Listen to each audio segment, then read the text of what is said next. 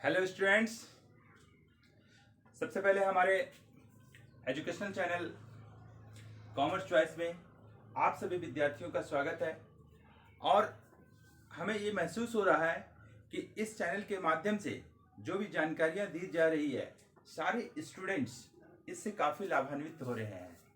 तो आज का क्लास में मैं क्या टॉपिक रखा हूँ, इसके बारे में थोड़ा चर्चा हम करते हैं कि जो हम लोगों के क्लासेस जो चल रही है आईकॉम सेकेंड ईयर का, उसमें miscellaneous type of the chapters बताया गया है, बहुत सारा चैप्टर्स का।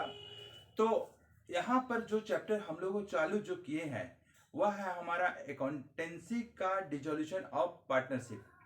तो एक्चुअली में डिसोल्यूशन ऑफ पार्टनरशिप होता क्या है और किन किन परिस्थितियों में इसका अकाउंटिंग ट्रीटमेंट की आवश्यकता पड़ती है। तो बात ऐसा है कि अगर एक साझेदारी संस्था का अगर उद्भव किया जाता है यानी जन्म दिया जाता है, तो उस साझेदारी संस्था को भारतीय साझेदारी अधिनियम 1932 के तहत में उसका रजिस्ट्रेशन कराना पड़ता है, मतलब उसका पंजीकरण कराना पड़ता है।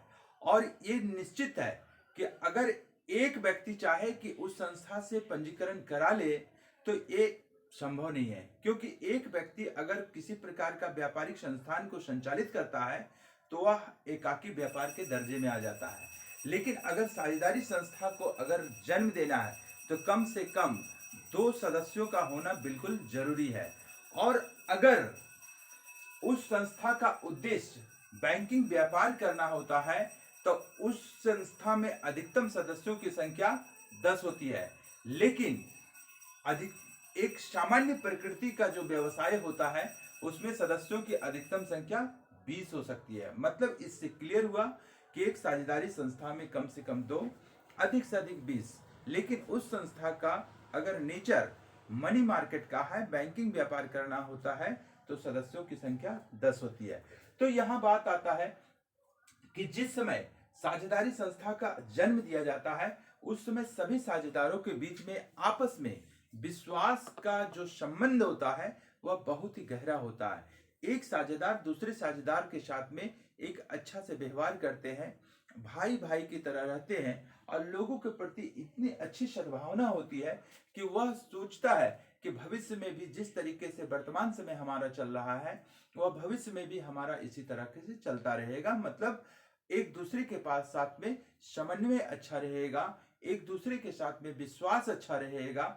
लेकिन वक्त की नजाकत एक ऐसी होती है कि धीरे धीरे जैसे जैसे व्यापार बढ़ते जाता है तो लोगों का काम का आकार भी बढ़ते जाता है, उत्तरदायित्व भी बढ़ते जाता है, पूंजी का आकार भी बढ़ाना पड़ता है, जोखिम भी लेना पड़ता है। तो एक दूसरे के प्रति में तरह तरह का मतभेद की संभावना हो जाती है, तरह तरह की शंका होने लगती है। तो एक वक्त ऐसा आता है जो एक दूसरा सदस्य एक अन्य सदस्य के ऊपर में लांछना लगाता है, आरोप करता है और शंका की दृष्टि से देखता है।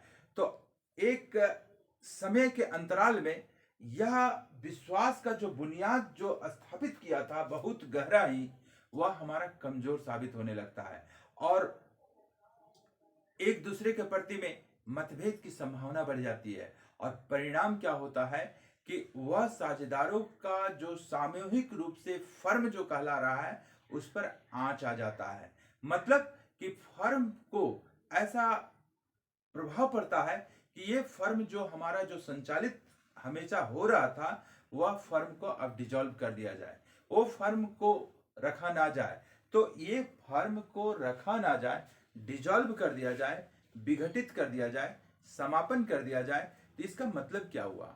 अगर ऐसे तो नहीं है कि जैसे संस्था को जन्म दिए और अचानक उसको बंद कर देना, ऐसा नहीं। वह सिस्टमेटिक वे में बंद होता है। मतलब क्या कि एक साझेदारी संस्था का व्यवसाय का संचालन होना, इससे क्या क्लियरेंस होता है कि उस संचालन के दरमियान में बहुत सारी संपत्तियां एकत्रित की गई, कुछ दायित्वों को भी एकत्रित किया गया, मतलब दायित्व उसके ऊपर में है। तो जब समापन की अवस्था आती है तो वहां पर सारी संपत्तियों को बाजार में बेच दिया जाता है। बेचने के बाद में जो नगदीकरण होता है, मतलब कैश जो आता है, उस कैश के कैश को वो आउटसाइडर लोन जो हमारा है, जो दायित्व है, जो लायबिलिटीज है, उसको भुगतान किया जाता है। और उसके पश्चात जो पैसा बचता है वह साझेदारों को बांट दिया जाता है, मतलब उसकी पूंजी वापस की जाती है। तो इस संदर्भ में कौन कौन सा खाता का निर्माण किया जाता है? सबसे पहला वसूली खाता, इट मीन्स रिलाइजेशन अकाउंट। दूसरा पार्टनर्स कैपिटल अकाउंट। तीसरा बैंक अकाउंट। तो आपको स्क्रीन पर दिखाई पड़ रहा होगा कि मैंने एक रिलाइजेशन अकाउंट का फॉर्मेट ड्रॉ किया हुआ हूं, पार्टनर्स कैपिटल अकाउंट को ड्रॉ किया हूं और बैंक अकाउंट की फॉर्मेट है। तो ये realisation account is like as an nominal account. Realisation account का व्यवहार जो होता है नॉमिनल अकाउंट की तरह होता है, पर्सनल पार्टनर्स कैपिटल अकाउंट का व्यवहार पर्सनल अकाउंट की तरह होता है, और बैंक अकाउंट का संबंध जो है सो रियल अकाउंट की तरह होता है। लेकिन एज वी नो कि हम लोग जानते हैं कि पर्सनल अकाउंट का सूत्र होता है debit the receiver and credit the giver, and real account का सूत्र होता है debit what's come in and credit what goes out, और नॉमिनल अकाउंट का सूत्र होता है debit all expenses and losses and credit all income and gains. तो यहां पर यह मामला है कि क्या क्या लिखेंगे। रिलाइजेशन अकाउंट में अगर कन्वर्जन करना है सबसे पहले संपत्ति को, तो हम लोग सवाल के अनुसार से देखते हैं। तो क्वेश्चन नंबर आपका 15 यहां पर आ रहा है, इसको हम लोग स्टडी कीजिए क्वेश्चन को पहले और देखिए, थोड़ा सा सावधानी रखिएगा और गंभीरता के साथ अध्ययन कीजिएगा। देखिए, following is the balance sheet of A and B who share profit and loss equally. A and B 10,000 and 7,000। Creditor दिया हुआ है 3,000, इज लोन अकाउंट दिया हुआ है 4,000, मशीनरी दिया हुआ है 9,000, प्लांट दिया हुआ है 10,000, डेटर्स दिया हुआ है 2,500 एंड बैंक दिया हुआ है 2,500। एडजस्टमेंट में आपका है they decided to dissolve the firm. उन्होंने क्या निर्णय किया ए और बी कि अब जो हम लोग जो संस्था को स्थापित किए हुए थे इस संस्था को अब समापन कर दिया जाए। तो अब मामला आता है कि जितनी सारी संपत्तियां हमारी होती है उसको बेचा जाता है, मतलब सेल किया जाता है। तो सेल करने के बाद में क्या आता है, machinery 20% less than book value, कि हमारा जो पुस्तकीय मूल्य है, जो पुस्तक में मूल्य लिखा हुआ उसका 20% कम पर मशीन का मूल्य मिला। Plant 10% less than book value, और प्लांट को भी 10% लेस पर वैल्यू मिला।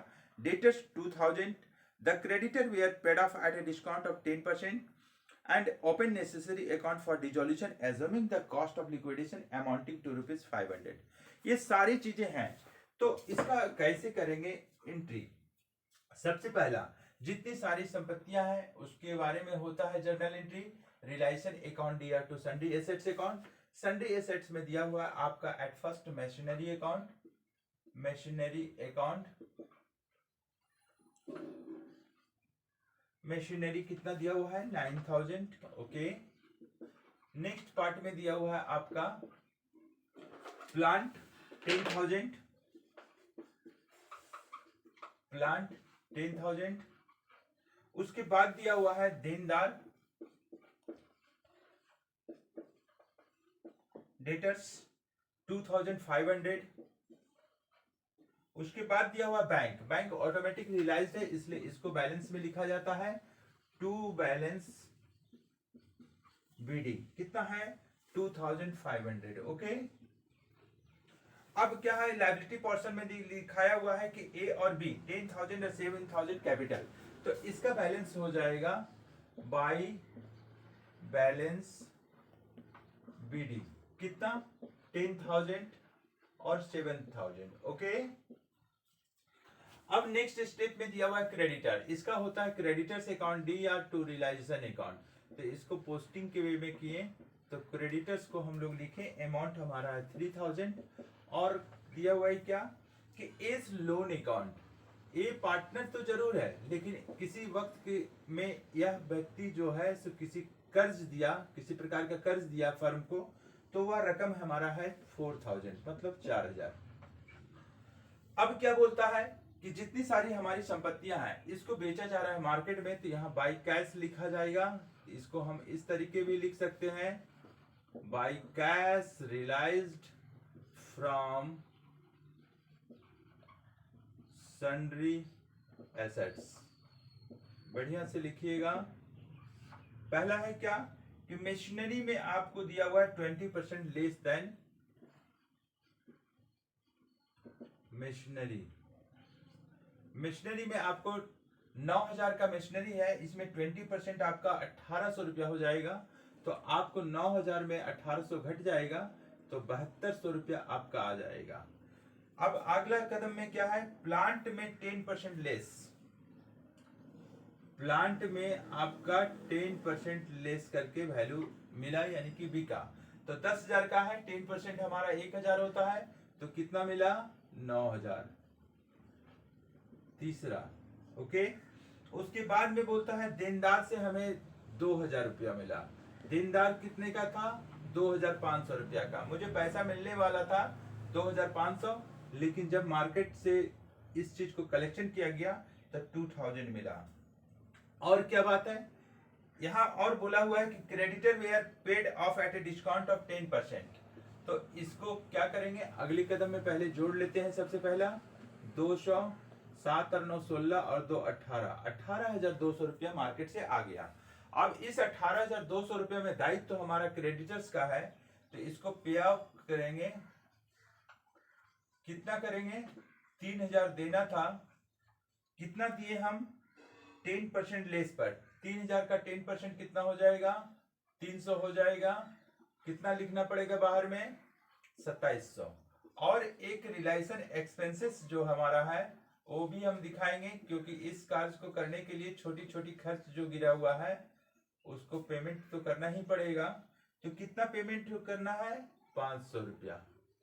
और ए का जो है, ए भी डिमांड करेगा। पैसा तो अभी है 18,200 रुपये में, केवल 2,700 और 500 निकला हुआ है, इसको भी पेमेंट कर दीजिए आप 4,000। अब देखिए दोनों साइड, अब अकाउंट का क्या पोजीशन होता है उसको देखिए। सबसे पहला कि इस साइड जोड़िए, मैक्सिमम चांसेस रहता है लॉस ही आता है, क्योंकि देखिए 0 0 0, 5 और 7 12 और 5 17, 1 और 9 10 और 10 20 और 2 22 और 2 24 और 4 28,700 रुपया हमारा इस साइड आया, डेबिट साइड। तो 28,700 रुपया हम इस साइड भी लिख लेते हैं बैलेंसिंग निकालने के लिए।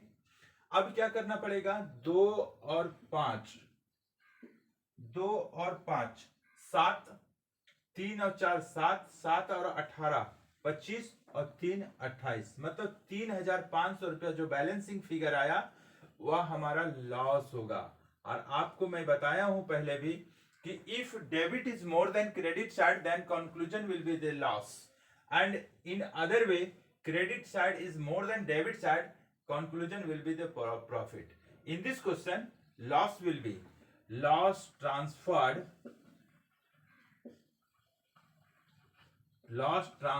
to partners capital account.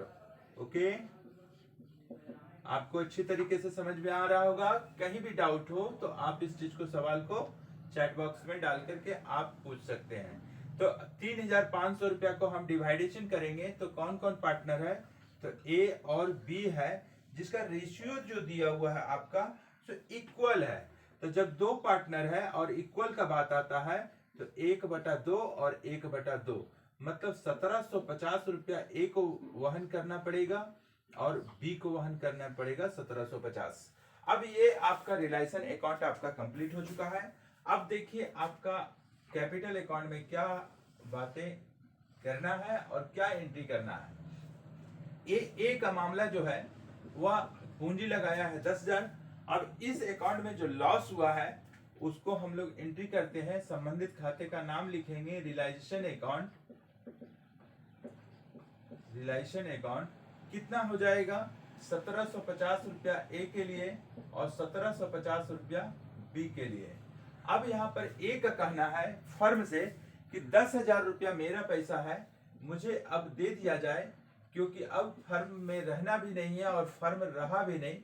तो 10,000 रुपया में फर्म का जवाब आता है कि 1,750 रुपया आपका नुकसान हुआ है, इसको काट करके आपको पेड कर दिया जा रहा है, तो आपको मिलेगा 8,250 रुपया। ओके, ये आपका बैलेंसिंग फिगर है।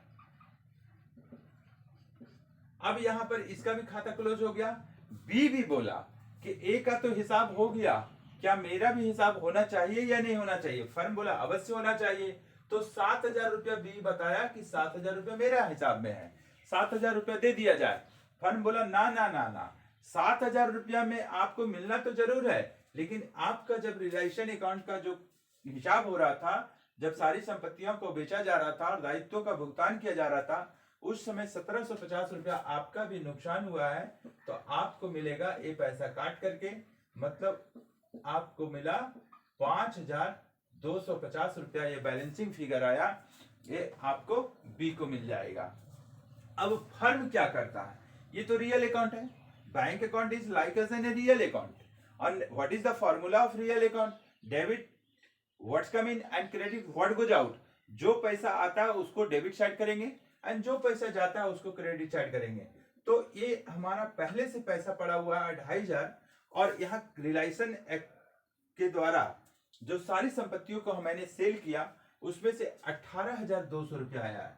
तो इसका संबंधित खाते का नाम जो हम लिखेंगे वह हमारा रिलायसन अकाउंट यहाँ लिखेंगे, और 18,200 रुपया हम यहाँ पर लिखेंगे।